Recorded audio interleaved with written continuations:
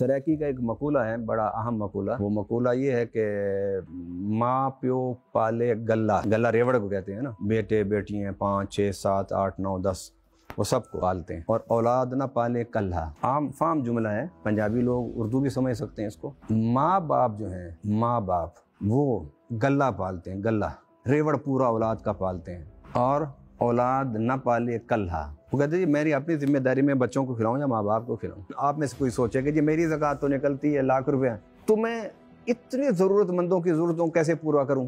ये एक सवाल है ना। और मेरे एक आदमी की ज़कात देने से, लाख रुपए देने से गुर्बत भी ख़त्म नहीं होती। अब इसका बड़ा आसान सा जवाब है, भाई जो तेरे ज़िम्मे है वो तू कर। तेरे ज़िम्मे अल्लाह ने गुर्बत ख़त्म करने का प्रोग्राम नहीं दिया तुझे कि तू गुर्बत ख़त्म कर दे। तेरे ज़िम्मे सिर्फ ये है कि तू दे, जो तेरे ऊपर जिम्मेदारी है वो तू दे दे। गुर्बत का ख़त्म करना ये रियासत की जिम्मेदारी है।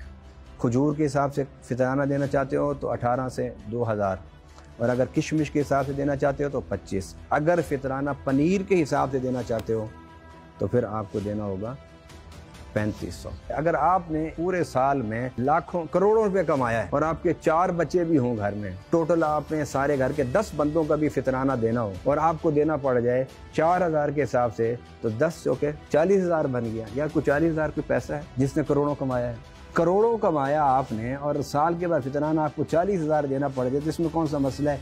ये कौन सी मुश्किल है? इसमें दीन आसानी पैदा करता है, दीन आसान रास्ते पैदा करता है, इसमें कौन सा मुश्किल काम है?